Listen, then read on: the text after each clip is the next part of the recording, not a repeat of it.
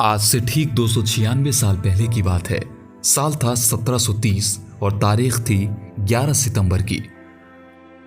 राजस्थान में जो हुआ वो सिर्फ पन्नों में नहीं दर्ज है, बल्कि विश्नोई समुदाय के हर शख्स और पर्यावरण की रक्षा को अपनी जिंदगी का मकसद मान चुके लोगों के जहन में गहराई से समाया है। जोधपुर के खेजरली या खेजरली गांव में अमृता देवी, उनकी 3 बेटियों समेत 363 लोगों ने खेजड़ी के पेड़ के साथ कटकर जान गंवा दी। इसलिए भारत में 11 सितंबर को राष्ट्रीय वन शहीद दिवस के रूप में मनाया जाता है। आइए जानते हैं कि उस दिन क्या हुआ था, अभी क्या है देश में वन संरक्षण की स्थिति और कब कब भारत में पेड़ों की रक्षा के लिए बड़े आंदोलन हुए।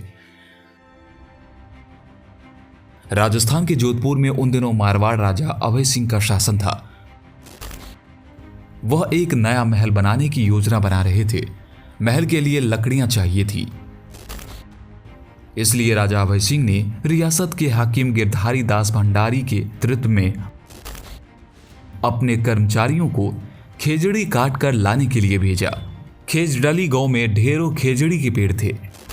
बता दें कि राजस्थान के थार रेगिस्तान वाले एरिया में ज्यादातर भूमि बंजर है,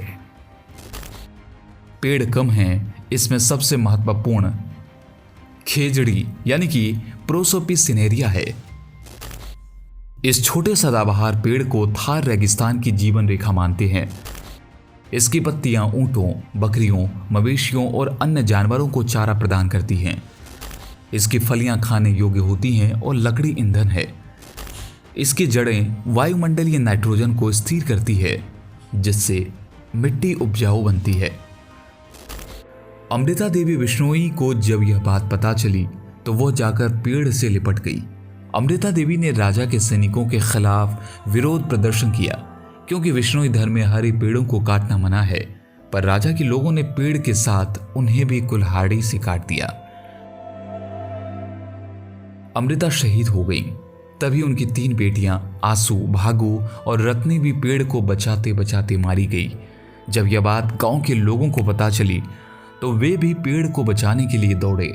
उस दिन विश्नोई समाज के 83 गांव के 363 लोग पेड़ों को बचाने में शहीद हुए। तब से विश्नोई समाज अमृता देवी को अमृत मानता है। उस दिन शहीद होने से पहले अमृता देवी ने कहा था, सिर साटे रुख रहे तो भी सस्तो जाड़, जिसका अर्थ यह है, यदि किसी व्यक्ति की जान की कीमत पर भी एक पेड़ बचाया जाता है तो वो सही है। विश्नोई समाज इस वाक्य को अपने दिलों जुबां पर रखता है। राजा अभय सिंह को बाद में इस नरसंहार की सूचना मिली। कहते हैं कि वो दुख और पश्चाताप में डूब गए। उन्होंने महल न बनाने और विश्नोई गांव के आसपास शिकार न करने का आदेश दिया।